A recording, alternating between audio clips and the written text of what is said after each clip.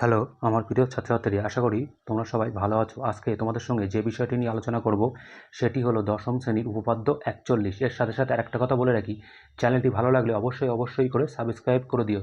চলো তাহলে শুরু করা যাক।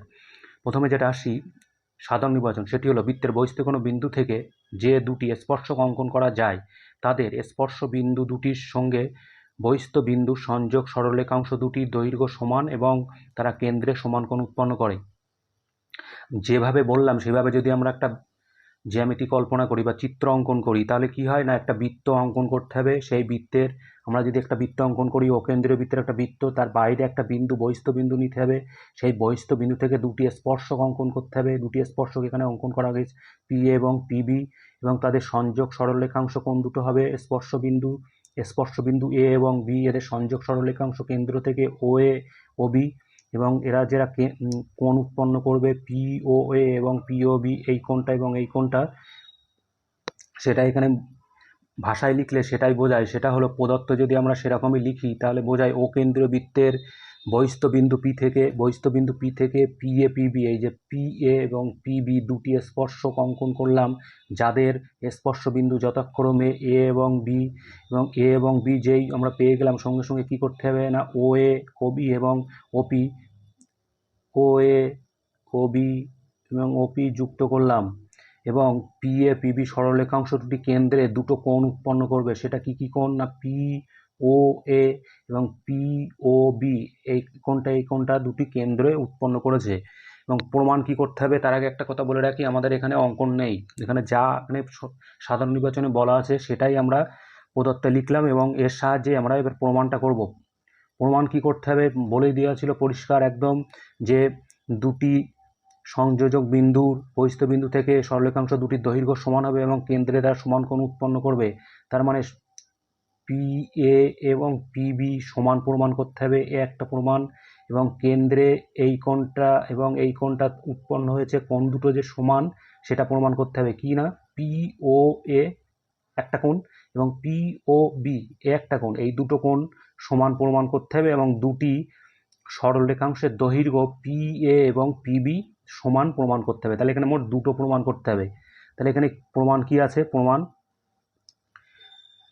আছে পি এ এবং পিবি স্পর্শক, কারণ পরিষ্কার বলে দিয়েছিল পি এ এবং পিবি স্পর্শক, এবং ও এ এবং ওবি স্পর্শ বিন্দুগামী ব্যাসার্ধ। তাহলে স্পর্শক এবং স্পর্শ বিন্দুগামী ব্যাসার্ধ উপপাদ্য 40-এ আমরা পেয়েছি যে পরস্পরে তারা লম্ব হয়। তাহলে এখানে কি বোঝাচ্ছে না, পি এ এবং ও এ লম্ব এবং পিবি ও বি লম্ব। তাহলে এখানে সেটাই লেখা আছে, ও এ লম্ব পি এ এবং ও বি লম্ব পিবি। এটা কিন্তু উপপাদ্য 40-এর প্রমাণে সাধারণ নির্বাচনে বলে দেওয়া ছিল, এটা প্রমাণ সাপেক্ষ, ফলে এটার প্রমাণ করার দরকার নেই, এটা সরাসরি আমরা প্রমাণের মধ্যে লিখে দিতে পারবো। সেটাই আমরা লিখে দিয়েছি না, ও এ লম্ব পি এ, ও বি লম্ব পিবি। এর সাথে সাথে এখানে দেখা যাচ্ছে পরিষ্কার, যেখানে দুটো ত্রিভুজ তৈরি হয়েছে এবং সমকোণী ত্রিভুজ, কারণ আমরা জানি তারা কেন্দ্রে সমকোণ তৈরি করে, মানে এই কোণটা 90 ডিগ্রি, এই কোণটা 90 ডিগ্রি, এর সাথে সাথে এই কোণটাও 90 ডিগ্রি। তাহলে কি হলো, যদি 90 ডিগ্রি করে হয় তাহলে দুটো সমকোণী ত্রিভুজ তৈরি করবে। কি কি না, পি ও এ ও পি ও বি সমকোণী ত্রিভুজ, দুটো সমকোণী ত্রিভুজ তৈরি হয়েছে। একটা ত্রিভুজ, দুটো সমকোণী ত্রিভুজ তৈরি হয়েছে। এই সমকোণী ত্রিভুজ দুটো আমাদের কি করতে হবে, সর্বসম প্রমাণ করতে হবে। উপপাদ্যের একটা মূল বিষয় হচ্ছে সর্বসম প্রমাণ। এই সর্বসম প্রমাণ করতে গেলে আমাদের যেটা করতে হবে, প্রমাণে যে কটা জিনিস বলে দেওয়া আছে সে কটা জিনিস নেওয়া যাবে না। মানে প্রমাণ করতে হবে পি এ সমান সমান পিবি, এই পি এ সমান সমান পিবি আমরা কোনো জায়গায় ব্যবহার করব না, এবং পিও এ সমান সমান পিওবি এটাও আমরা ব্যবহার করব না। কটা বাদ দিয়ে যে কটা পাওয়া যাচ্ছে তার সাহায্যে আমরা সর্বসম প্রমাণ করার চেষ্টা করব।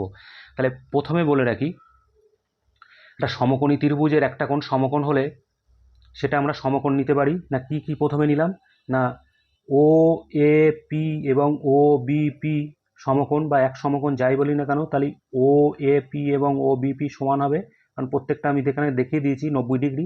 তাহলে প্রথমে একটা পেয়ে গেলাম, 1 নম্বর পেয়ে গেলাম।